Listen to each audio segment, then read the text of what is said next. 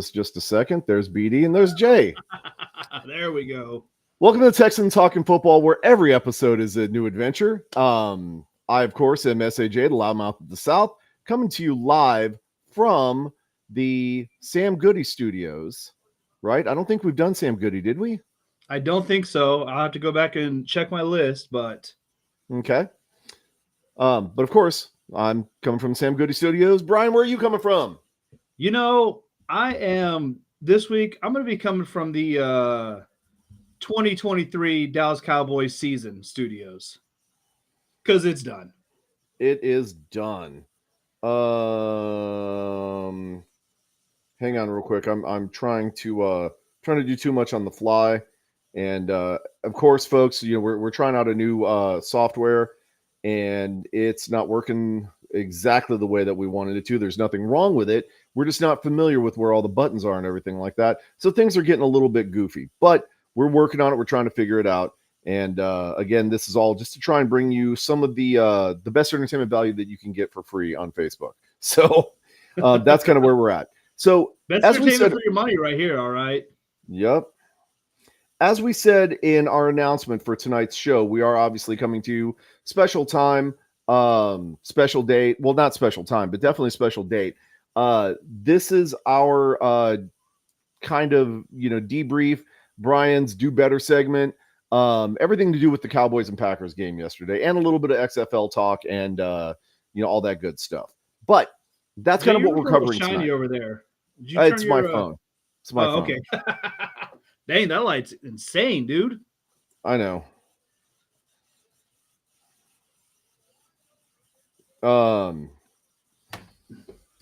Sorry about that. It's hard to do a podcast when you're an amateur and you're working on a shoestring budget and you still have to work for a living, right? So getting a little bit of a work situation going on, trying to get that taken care of. We're in San Antonio. We got a big freeze, and we're both in fire protection. So, sprinkler pipes don't like freezing temperatures. So sprinkler pipes do not, in fact, like freezing temperatures. But, okay, so we have to talk about the elephant in the room, right? And let's not bury the lead. Let's get right to it. Let's dive right into it. Brian, what happened yesterday? Dak's not that guy. Dak is not that guy. Dak is not that guy. I've been saying it all year round. I mean, it feels like I'm repeating myself, and I am. But he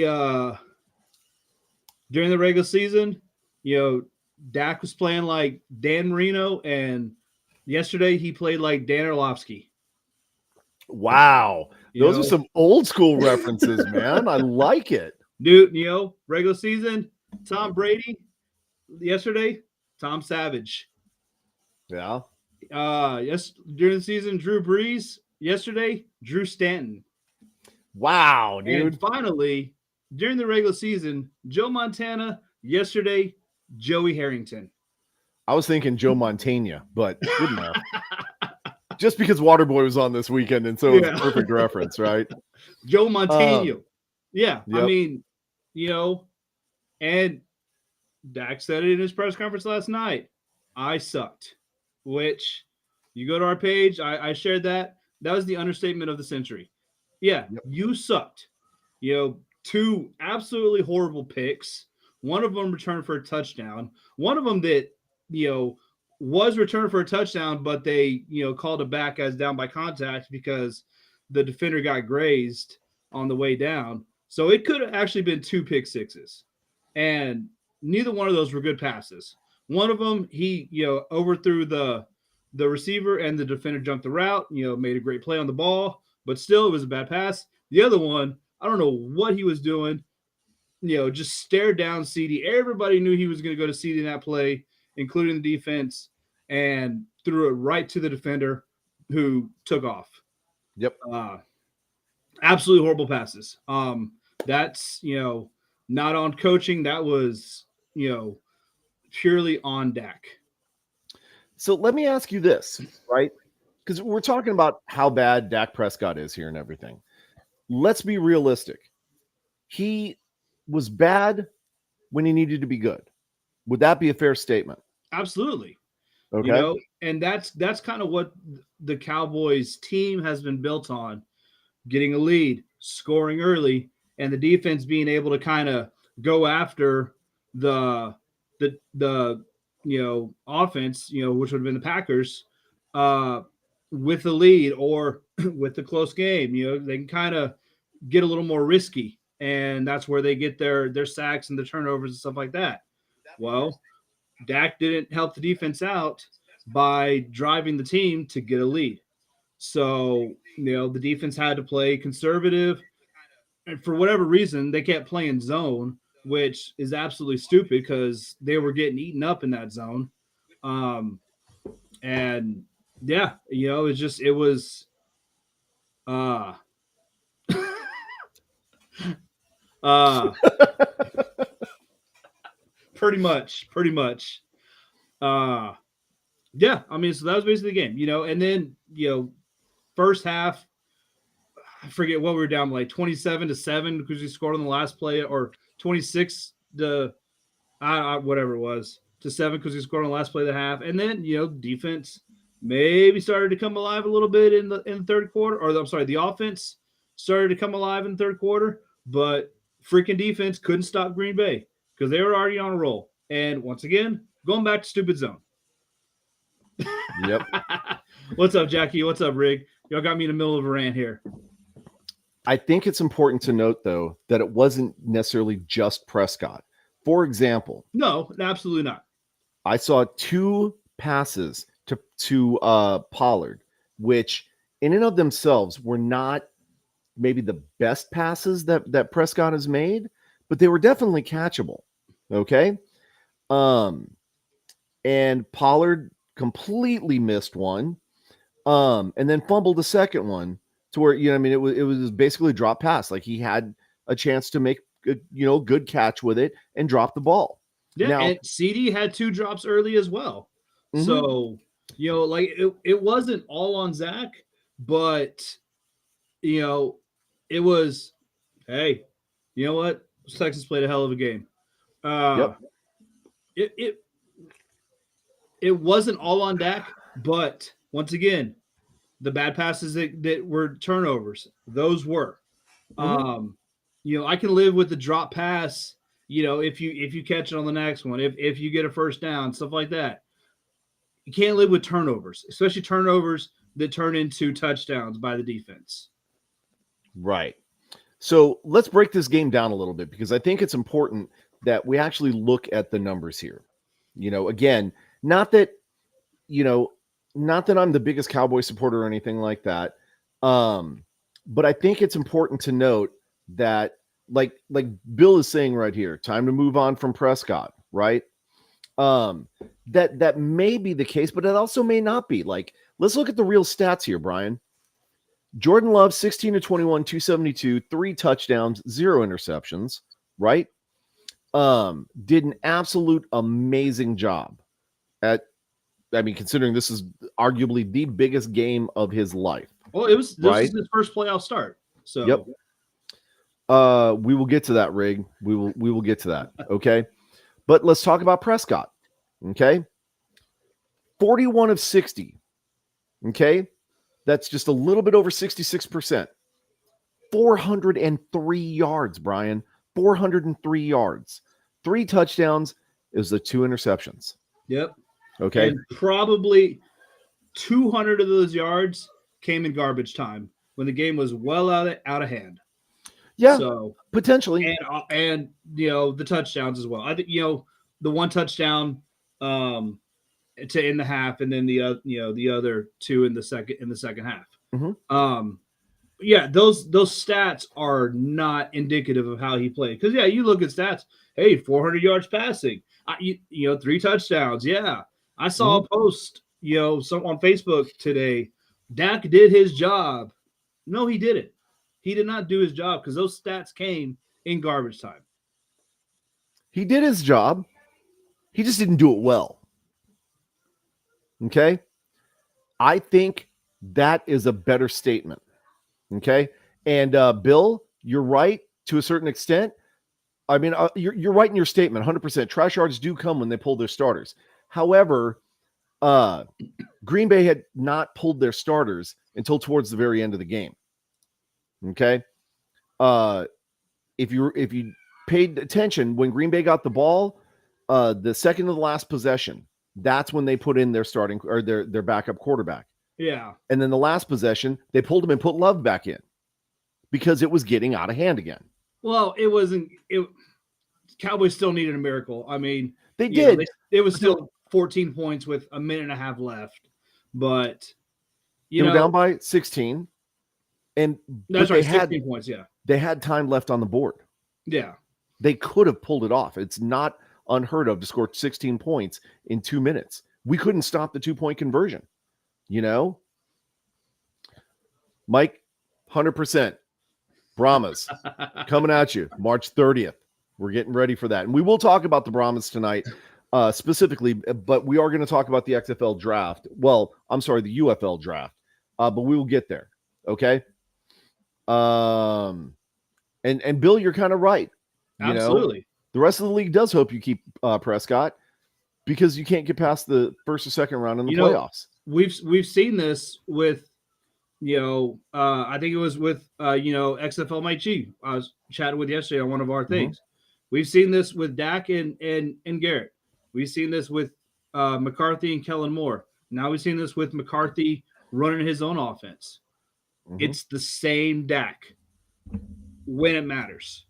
Yeah, we had great Dak during the regular season, MVP type season, but come winning time, come when we need him, he reverted back to his old self and was making panic throws and just stupid plays. So, as I've said all season, he's not that guy till he shows me that he's that guy. And once again, he failed to do that. So I'm done with him. Bye. And I don't necessarily disagree. And I don't think it's all just him though, man. Like, well, it's not. It's also the coach who also needs to go. Mm-hmm. McCarthy needs to be done. This is 3 straight 12-win seasons and now Cowboys are 1-3 in the playoffs since that, or mm-hmm. with McCarthy. 1-3. Absolutely horrible to have a 12-win team in 3 seasons and have 1 playoff win. That's coaching. McCarthy needs to go. I would also say that, and you're going to disagree with me on this one probably, Jones needs to let the team be. Okay? And what I mean by that is that he makes a lot of command decisions without being involved in the day-to-day stuff. And so he doesn't necessarily see, I don't feel, how his decisions impact the team. He puts people in certain positions that probably shouldn't be, and then runs away and doesn't do any quality control check, I don't think. And McCarthy, for example, just doing his thing. Okay. There's no checks and balances there. There's Jones specifically wanted to get McCarthy. Okay. And McCarthy in and of himself is not a bad coach. We won a Super Bowl with him. Okay. But that doesn't necessarily mean that he's the right guy for this job. Right. And he's not. And well, hang on. Like John is saying right here, right? Probably should have planned for Aaron Jones running all over you. If McCarthy was the right coach, he would have gotten with the defensive coordinator and been like, hey, man, I know Green Bay's style. I know they lean heavily on, right now they're leaning heavily on their run game. You have got to find a way to take Aaron Jones out of this game and make him ineffective so that you're forcing Love to throw more, and he's going to force more passes and be less accurate and give more turnovers that way. Which has been our biggest strength all year is when teams can't run. Like I said last week, I wouldn't have been surprised if, the Packers had 150 yards, what they end up with, 146 or something like that. Aaron Jones had 118 yards. That was our weakness all season long, is good running backs, and Aaron Jones is a good running back. So it's been our weak spot for years. Right. And the funny thing is, though, for the most part this year, you guys have been pretty good at containing the run. Now,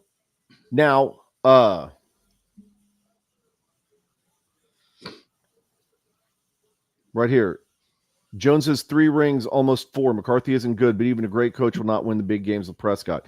You're not necessarily wrong, but again, hear what I'm saying. It's if Jones is going to be involved, he needs to be fully involved. He can't cherry pick. He can't decide, well, I'm going to put this person here and I'm going to do that and I'm going to whatever. We need to go get such and such player. We need to do that. And then just dump it on somebody and walk away, right? You can't. If you're going to do everything, if you're going to make all these command decisions, you need to be 100% in on the day-to-day stuff, doing everything with the team. And I know for a fact Jerry Jones is not doing all the day-to-day stuff. He's not keeping up with every single thing that's happening in and out of the locker room, talking with the coaches every day, helping them make the decisions on, play calls he needs to let the coaches coach. Exactly what I'm saying. And even, I think Steven is technically the GM of the team, but everybody knows that Jerry is the real GM of the team. Mm-hmm. He needs to let a GM be an actual GM. Just own the team. Own the team. Give your stupid press conferences. Talk about whatever, but let a GM run the team. Right. Let the coach. Stuff like that. So yeah, Jerry needs to get out of the way. Right. And that's the point. Well, go ahead. Yeah, exactly. Yeah, we're talking about these last 8 years with Dak. Well, as said before, this has been going on since 96, 97. What's the one constant of the Cowboys since then? Jerry freaking Jones. Mm-hmm. Getting in the middle, meddling with the team. And I get it's his own team. He can do what he wants, but you know what? This is going to be my do better moment, is Jerry needs to do better by the fans. All right? You want to own the team? You want to make all the decisions? Cool. Don't expect us to, or don't want us to expect a Super Bowl every year. Don't give us a team that, we think might have a chance to. Just own the team. Get whatever players you want, run it like you want to. Cool. But don't give us that expectations. Let a GM actually come in and be a GM. Let a coach actually come in and be a coach, and let them make the personnel decisions. Do better by the fans. Do better by your team. Get out of the way. There you go. There's your do better moment. Bill, again, you're right. You're saying Jerry's not in the way. Jerry's been passes. In the way all the time. Jerry's the reason Parcells left. Jerry's the reason Jimmy Johnson left. And Jerry is probably the reason that we're not going to have a shot to get Bill Belichick. Mm-hmm. Jerry's the one making the decision on who they're picking up. Jerry's the one who wanted Dak Prescott. Jerry's the one who wanted Mike McCarthy. Jerry's the one who wanted CeeDee Lamb. Jerry's the one who wanted blah, blah, blah. We can keep going on and on and on, right? And in and of themselves, these players are not necessarily the problem. It's the whole system. The whole system needs to be reworked. Jerry needs to let the coaches do their job.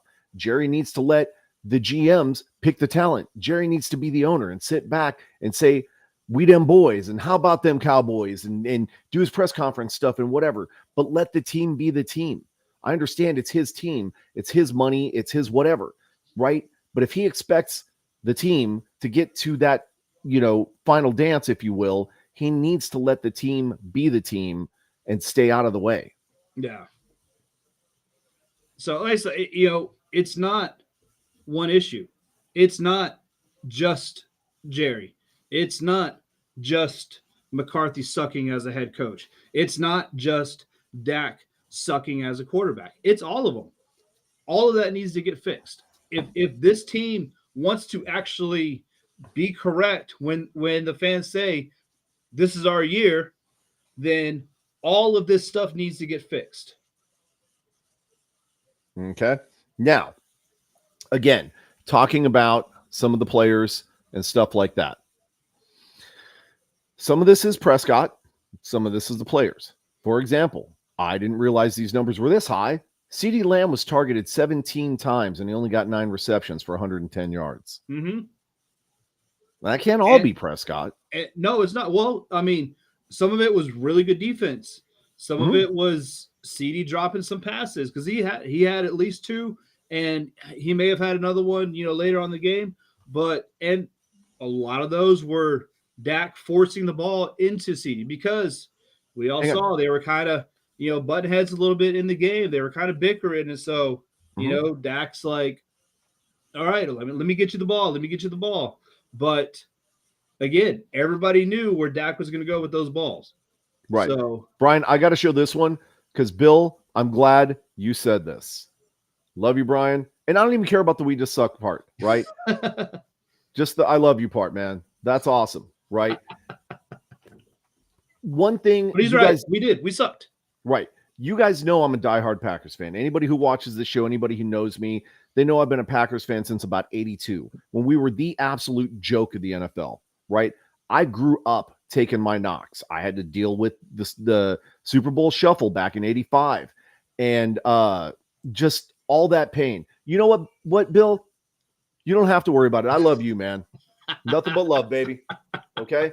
Because at the end of the day, we're fans of a game, but it's a game, right?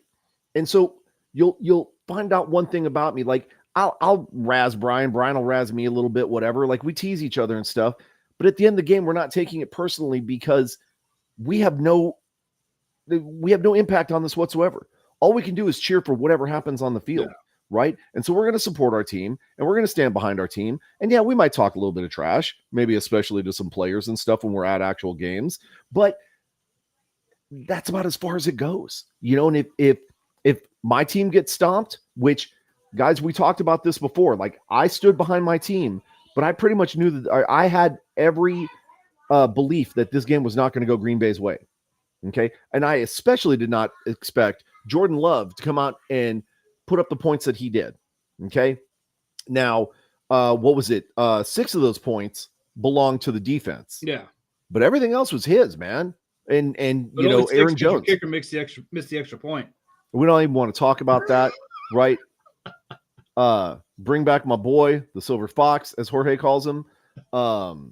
There is no reason why we've got this stupid kicker that we have, but I'll go into that in a little bit. Okay. At the end of the day, like I'm not going to be that fan that gives you a hard time because you supported your team. And in fact, if you are a true blue diehard fan and your team loses and you stand up and say, you know what, that's fine. I still got my team's back and I still love my team. Then I'm going to applaud you, right? Because that's respect, right here. Wow. Well, Bill, I appreciate you saying that. I, again, did not think that. I thought for sure our Super Bowl run ended in Dallas. And I'm pretty much saying that I'm pretty sure that our Super Bowl run is going to end in Frisco. Now, if the football gods have a different plan, hey, man, cool. I'm still going to stick by my team.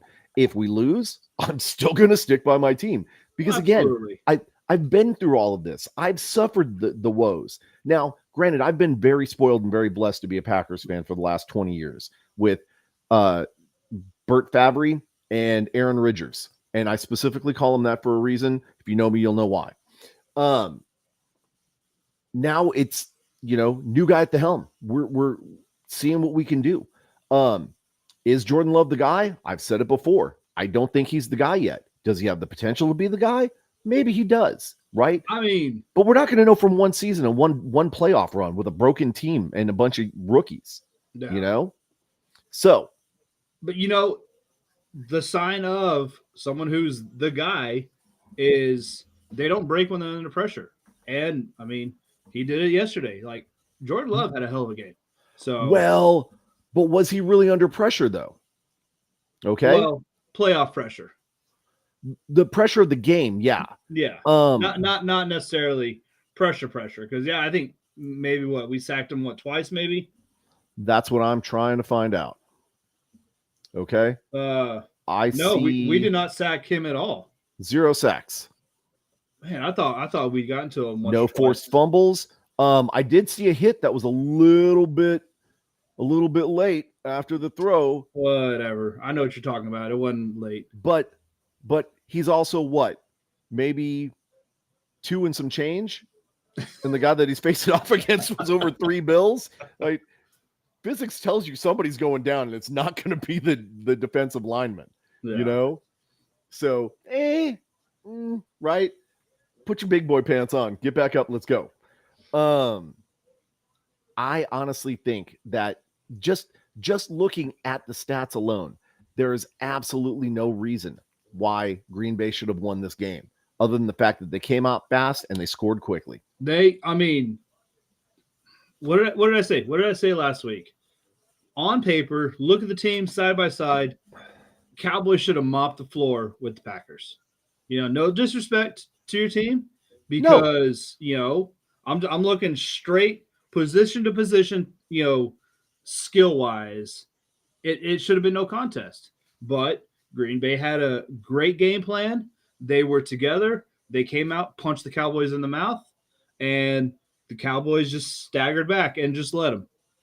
So that's the sign of a good coach versus a bad coach, a team that's together versus a team that's not. Yep. Now I will say, there has been some questions about Green Bay and about our coaching staff, right? What the hell? I can't even remember the guy's name right now. LaFleur. Okay. LaFleur. I think you're talking about Joe Barry. Well, I was going to bring him up next. Okay. LaFleur as a head coach is doing some pretty surprising things, all things considered, right? He's got a rookie team. He's basically got a third-year quarterback who arguably, learned behind one of the best. But how much are you really going to learn sitting on the bench, right? It's really our defense. Okay. Our defense has been problematic easily. Joe Barry needs to go, man. Joe Barry needs to go. I'm honestly surprised that we were able to put together a defense in the last 4 games of the season, and especially this game, and have a contender defense, because not very many pieces have been changed out. I think you maybe changed out like 1 or 2 linemen. You got what the hell is his name? We got one of our star players back who almost got ejected from the game last night. And I think we traded out 2 cornerbacks, right? We got one of our star defensive backs back as well. Couple of pieces. I wouldn't think that it would make that much of a difference, but it obviously did last night, right? And I think Joe Barry went back to the basics. Stop trying to run fancy defenses. Stop trying to do all these crazy things. Cover the biggest threats in your proper defensive schemes, and just make sure that those receivers are glued. Make sure that offensive line gets crashed in on hard. Do not open up gaps. Do not let the running back through. Plain and simple, right? And when Prescott rolls out because the pocket is starting to collapse around him, make sure you got somebody on him, right? Bill, thanks for coming. I appreciate your comments, man. Thanks, Bill. Much love, baby. So again, I'm very surprised by this Green Bay team. This is not the team that I expected to show up.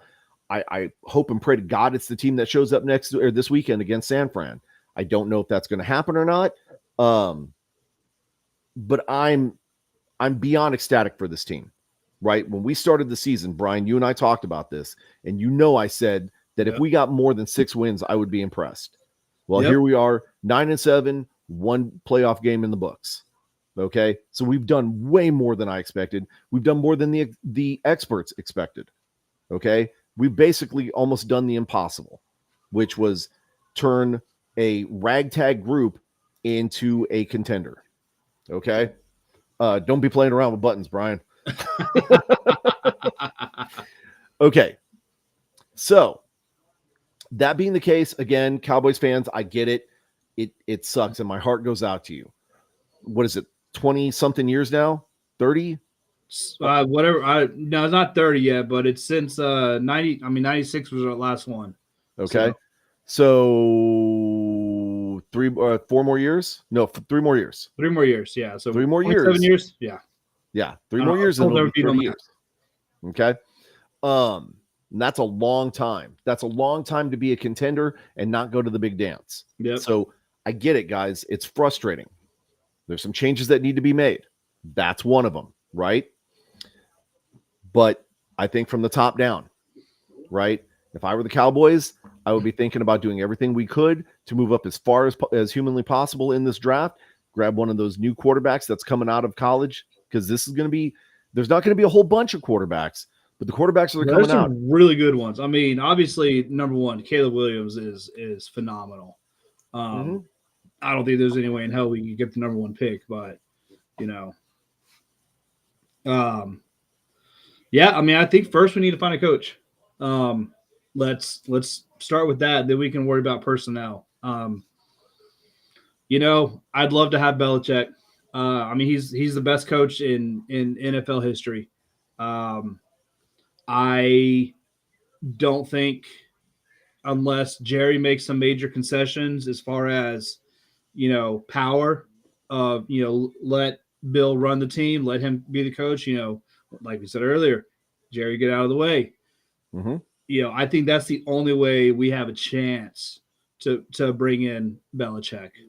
Even if we do it all. Another coach that I would. All right. What? Well, no. Where are you going? Because I think we're thinking the same thing. There's another coordinator who is looking for potentially a head coach position, and they were talking about him yesterday, and they said he's be a really good coach for a team that needs a change of culture, and that is Mr. Dan Quinn, defensive coordinator of the Dallas Cowboys. Well, guess what team needs a change of culture? The Dallas Cowboys. Dallas Cowboys. So, I mean, Dan Quinn's a fantastic coach.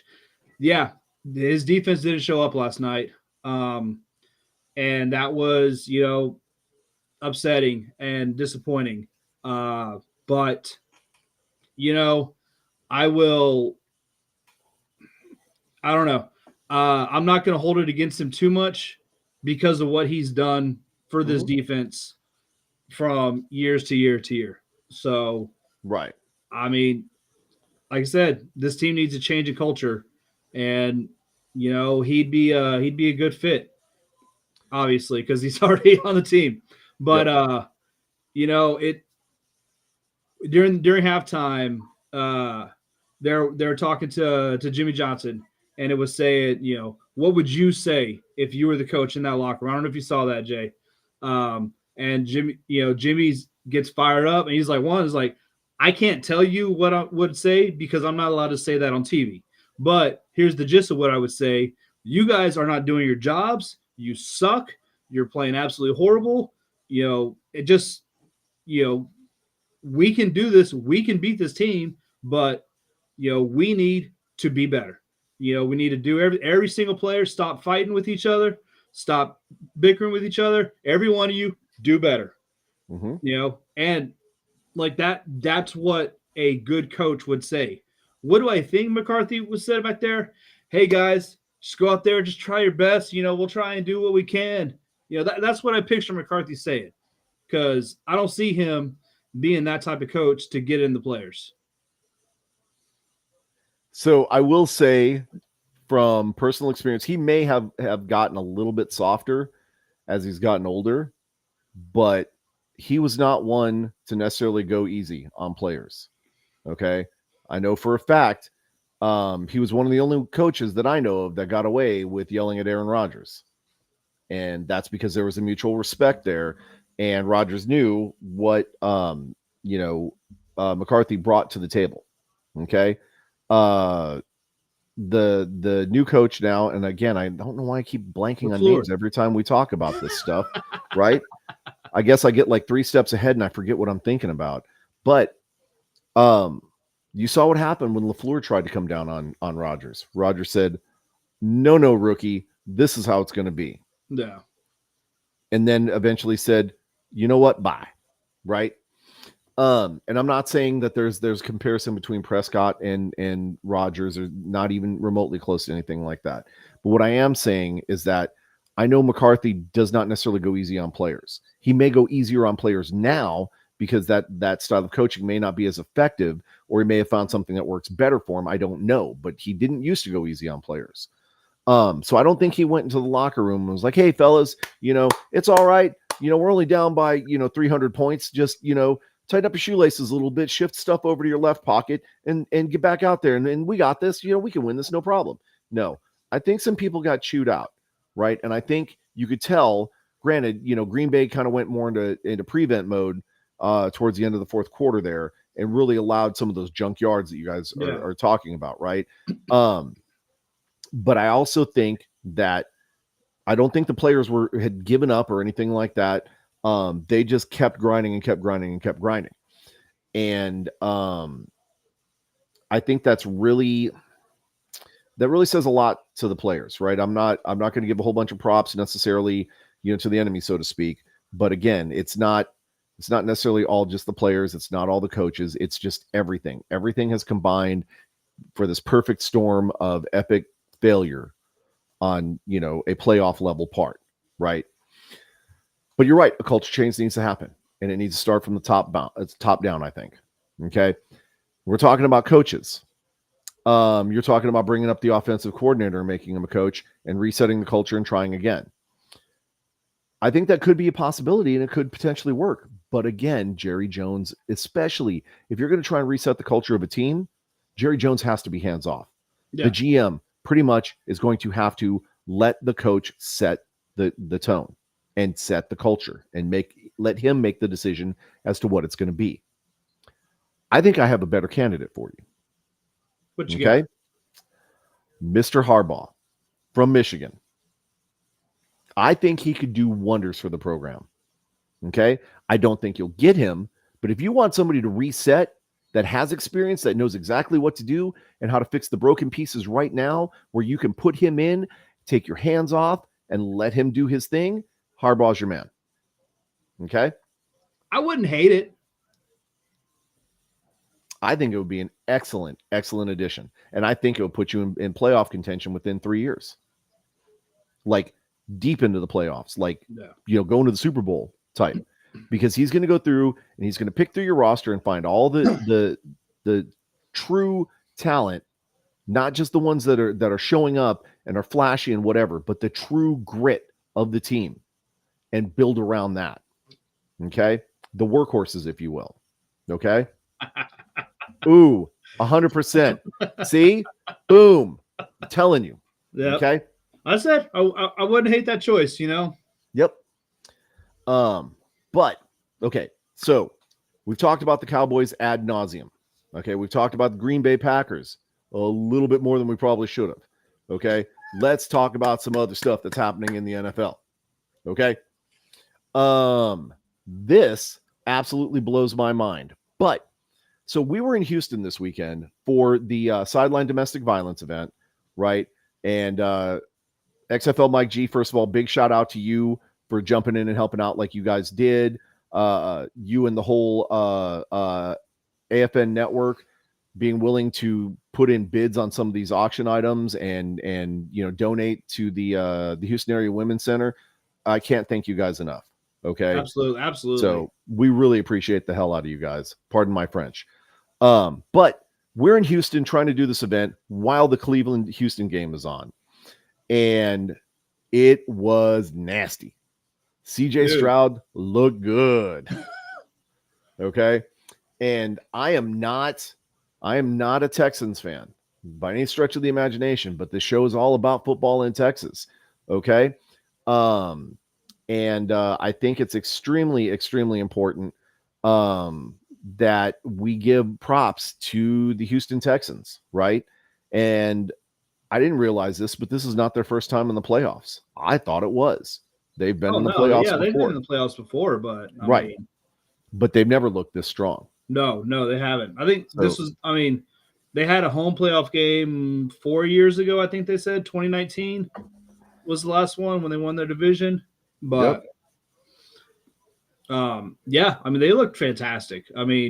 Defense had two uh, uh, defensive touchdowns, and they had a bunch of turnovers too. I think they had 3 or 4.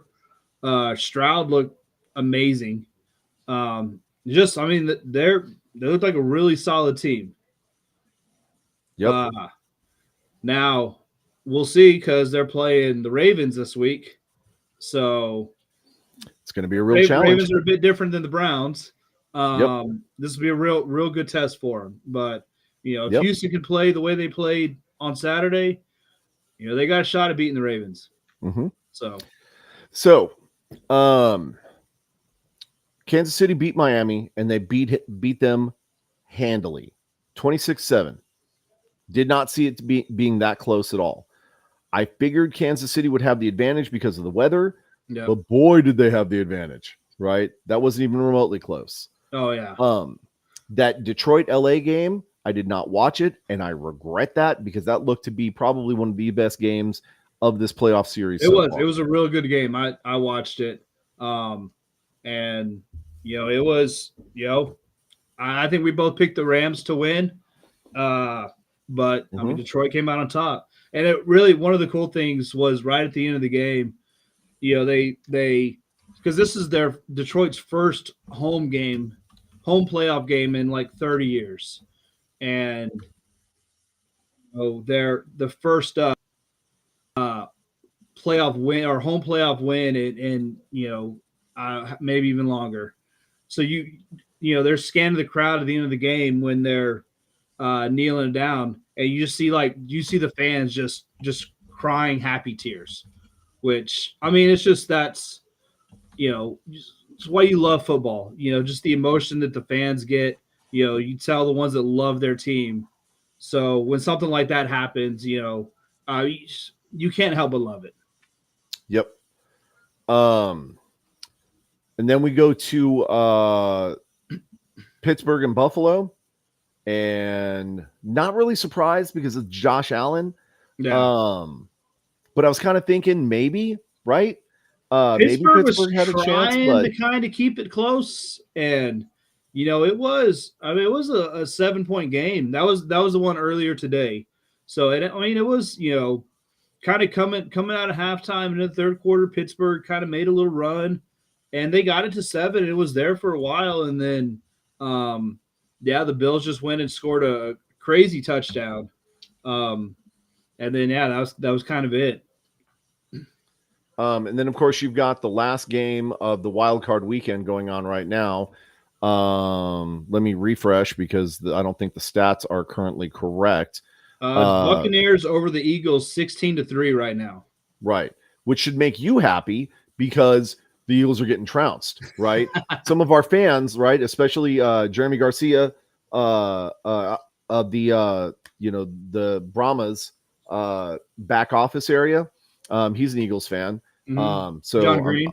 Yeah.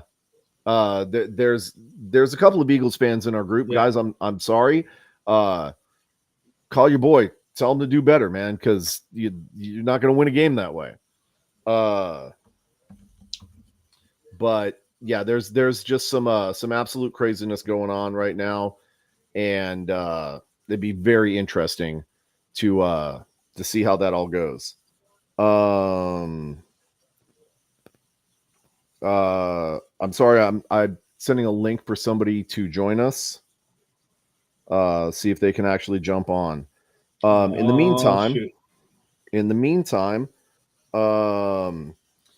why don't we switch gears a little bit, and let's talk about the UFL draft that happened today and the different players. I'm trying to find the link for it. UFLboard.com. There were some phenomenal picks that were taken today, and not gonna lie, I was very impressed. I'm trying to find the actual list of picks that were made. because there were some incredible picks that were made by San Antonio, I feel.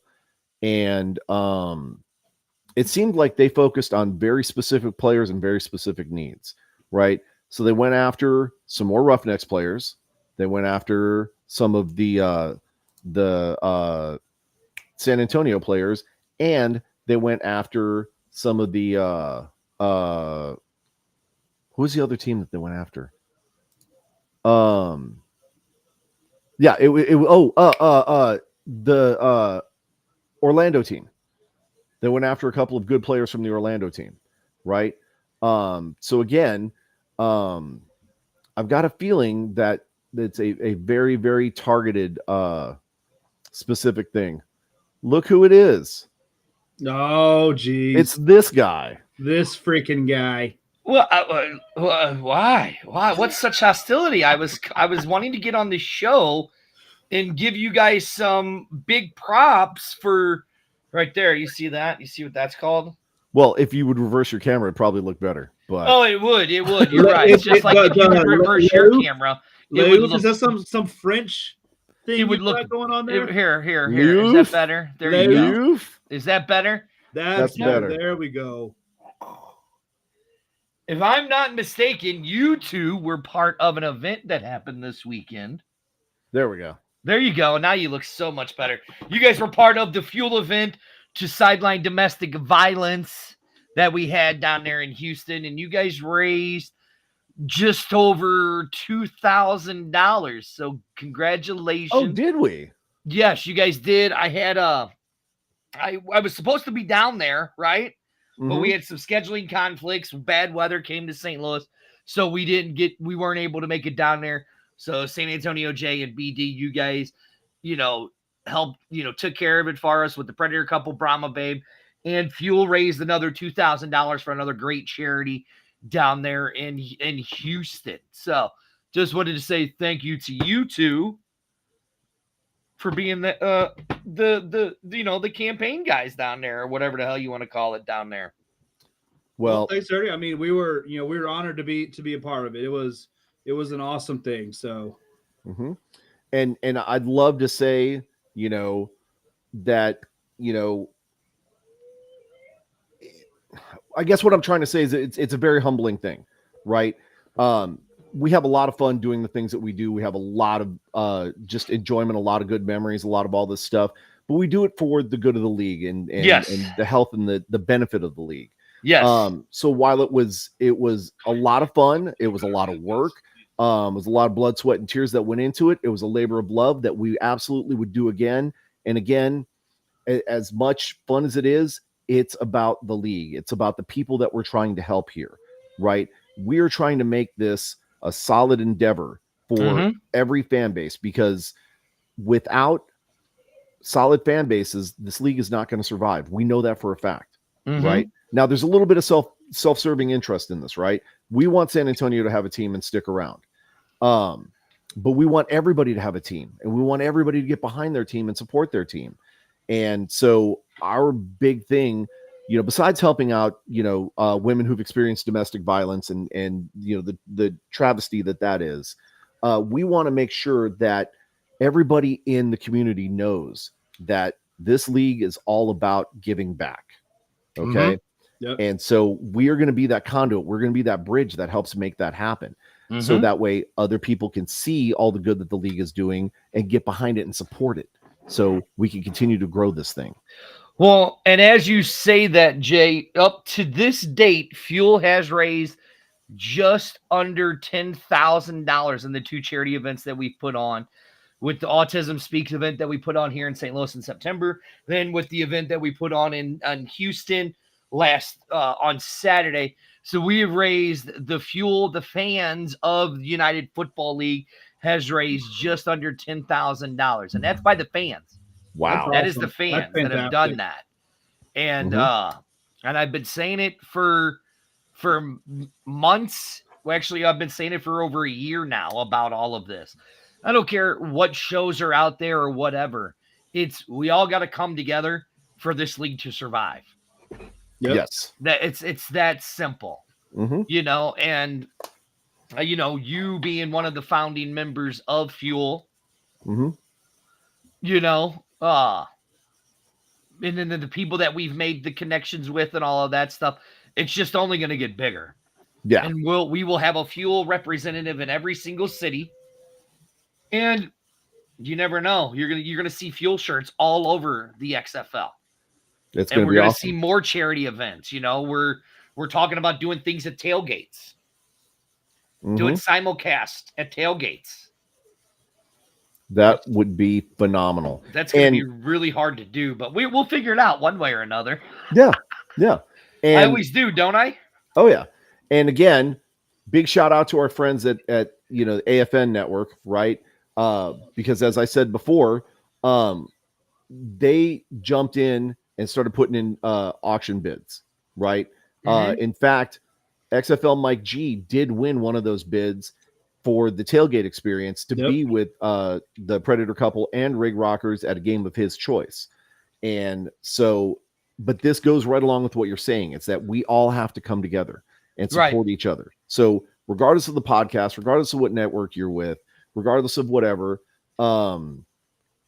this is all about us supporting each other to support this league, to continue the growth, right? Yep. That's what we're focused on. So XFL Mike G, guess what? You're going to have to send me your email address so I can get you your tickets for the game of your choice.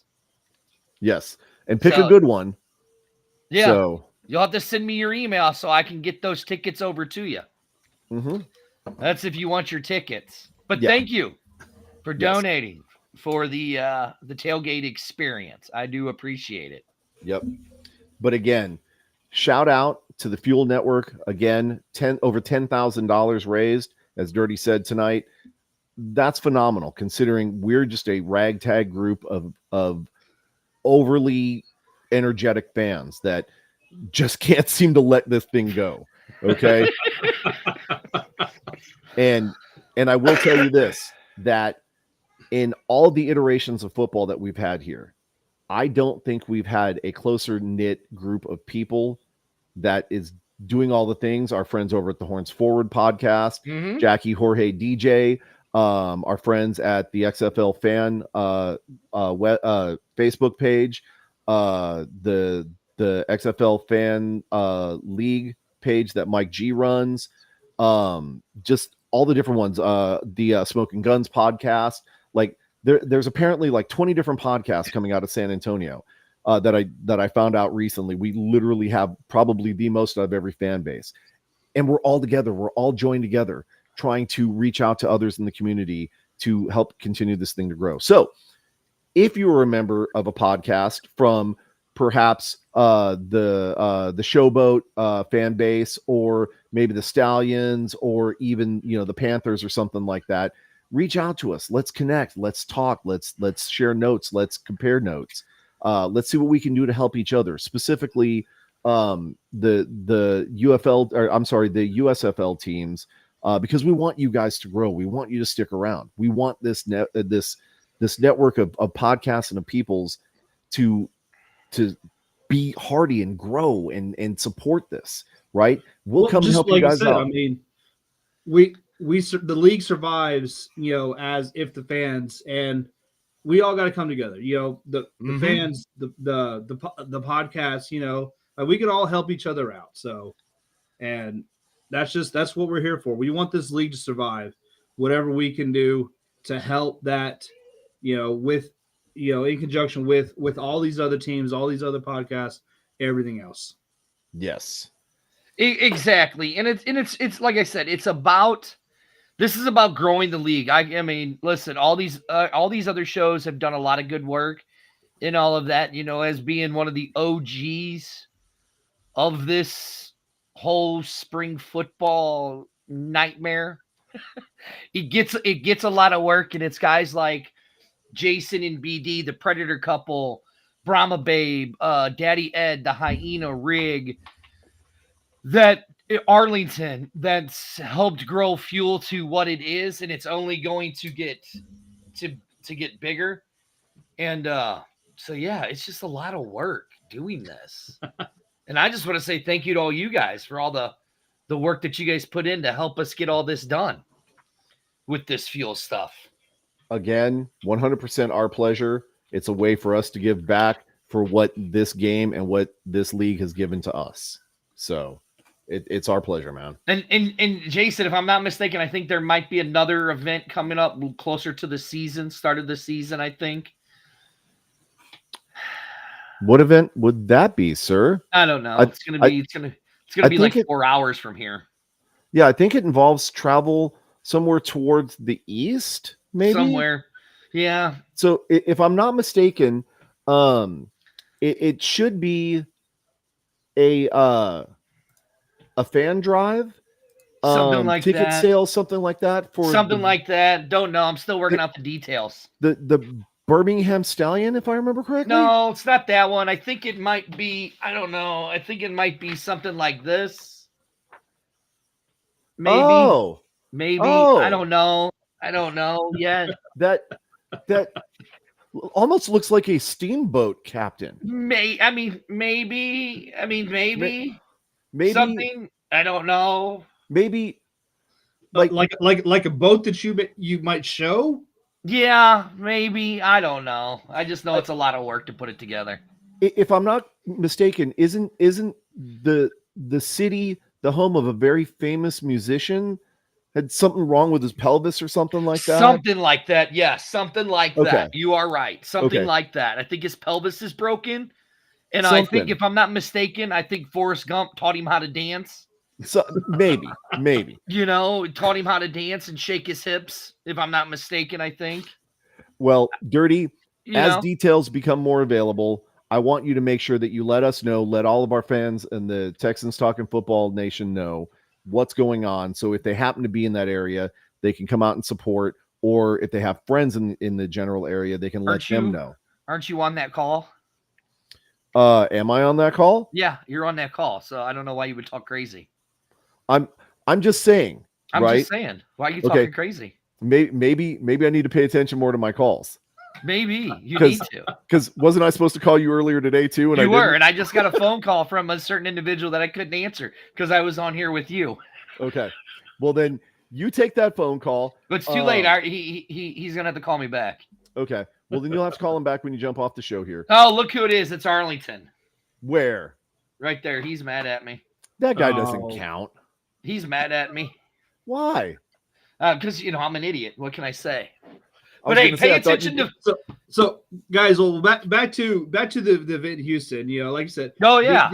The event's over, but the GoFundMe page that we set up is still. It is still up. It's still live. So yes, you can it's still live. Go to the link on Texas Talking Football. Go there and donate. So I mean, this organization is fantastic. They still need help. So yeah, I think we're gonna keep the link up for another 2 weeks. I think is what we're gonna do. So I think we're gonna close it around February. I think it'll be the first part of February. When we're going to close that link. So go to, I know the Predator couple has it on their page. I know Rig Rocker has it on his page. I know that you guys have it on Texans Talking Football. I know it's on the Fuel page. I know it's on Pro Football Alliance. I know the Hyenas had it on her page. We've got it on Horns Forward as well. It's all over the place. So did I miss anybody? Predator couple, Brahma Babe, Rig Rocker. I know Matthew, the AFN. Mad at Dirty, no way. LOL. He's always mad at me. I know Mike G had shared it on his page. I know that it's been shared on pretty almost just you can find it on social media anywhere. It's been out there. Yep. I believe is Colin still doing his podcast? Colin is still doing his podcast. Okay. Yeah. Then most likely that is with his network as well. But guys, Colin's part of Fuel too, so. Right. But I'm saying like his network of people. Yeah. But guys, seriously, if you have not had a chance to, please make sure that you scan that QR code or look on our pages for the direct link to go to that GoFundMe page so that you can donate to the Houston Area Women's Center and help us in our fight against domestic violence, right? This is a very near and dear cause, something that's very important to us. And we want to make sure that we do our absolute best to show those people that have experienced that atrocious crime that they're not alone. We're here to support them. And the UFL is here to support them as well.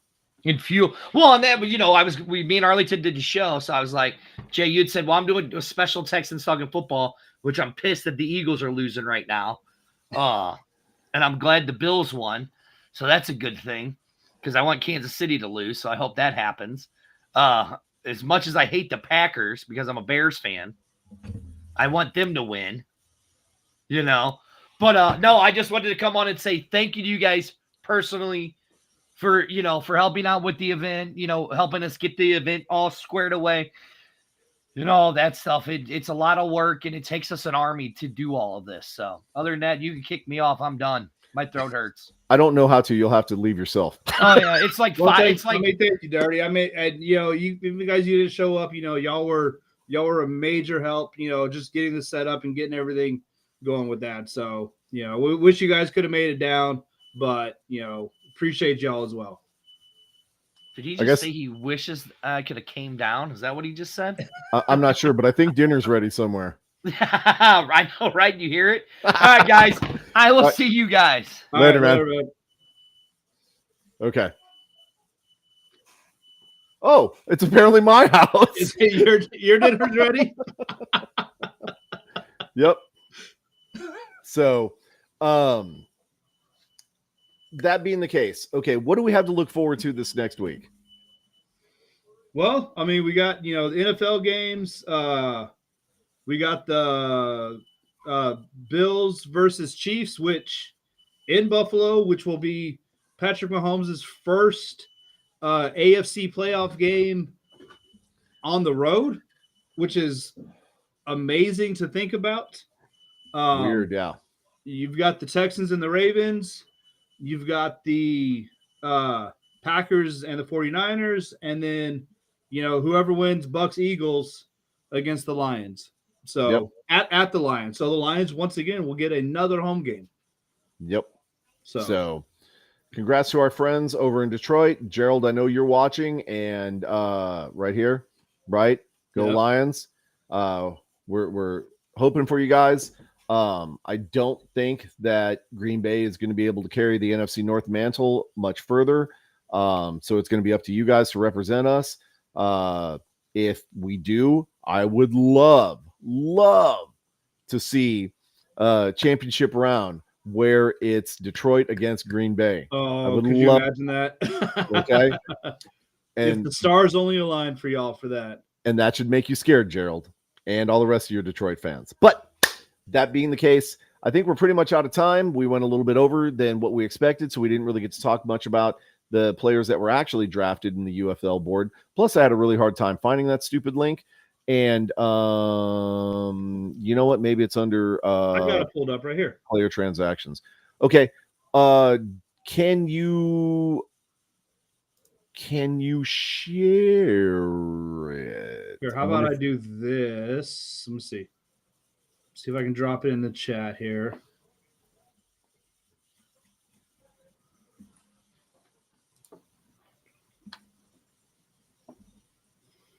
Yes, it is in the chat. So I'll tell you what I found weird, and we're kind of chatting about this before the thing. There were 24 players who were selected by the same team that they played on last year,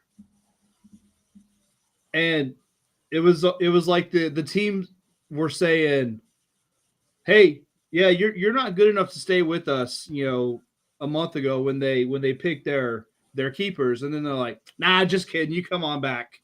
Yep, we want you." Here's one right here. Eric Abojai, I think it is. Yep. Offensive tackle. Right? He came from the Michigan Panthers and was drafted by the Michigan Panthers. There's another one, right? Arlington Renegades did the same thing.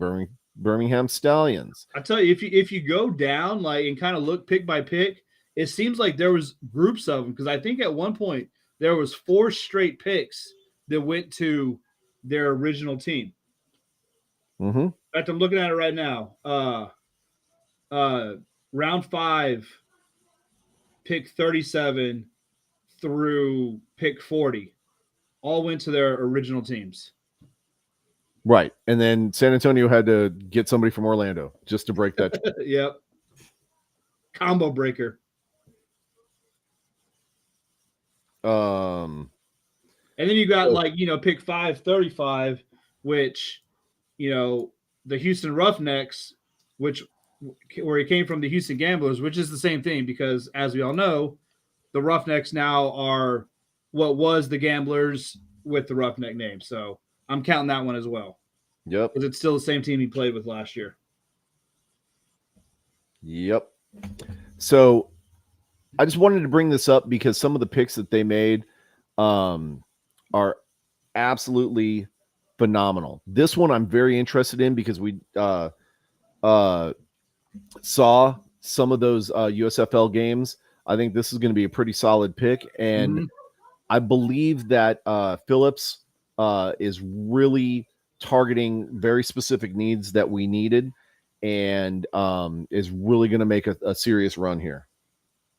So I can't wait to see because I believe there's still supposed to be another round of drafts. I think that this is it for the draft. Now it's just the free agency period. Okay. Which is where, the combine or the, stuff like that all those players, now is their chance to potentially get picked up. Well, if we're going to be doing combine players, then there's one specific combine player that we need to make sure that we give a shout out to. So anybody that is watching, you need to make sure you hang on. Let me unshare this screen. Put this here. Okay. There's a young man by the name of Caleb Samuel. If San Antonio, if you're watching, you need to check this guy's footage. You need to give him a call. You need to talk to him. Okay. This is a phenomenal young man. He did the Orlando draft hurt and put up like the third or fourth best time of the day. He went to San Diego and put up the best numbers. Okay. This is a gentleman you want on your squad. The rest of you people in UFL land, don't pay attention to him, right? Yeah. You don't want him. We want him. But seriously, anybody in the UFL, if you're looking for a hardworking young man who's willing to put in the extra effort to make a difference, this is the cat you want to go after. Okay. Other than that, Brian, I don't think we have too terribly much. Again, I think we've gone a little bit over tonight. Thank you for bearing with us as we're exploring new software and trying to give you the best quality show that we can. I think we've found some of the better software that's going to work for what we're doing here. So hopefully we bring you a good quality product that you can enjoy. But thank you so much, everybody, for tuning in. Make sure that you're going to our Facebook page.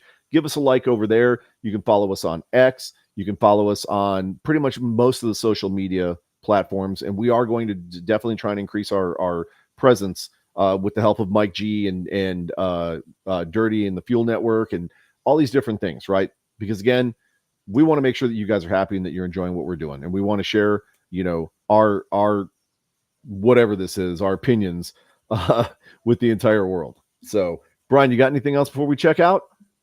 One last thing. Dak's not that guy. Dak's not the guy. Bye. See ya. Get out of here. Get off my team.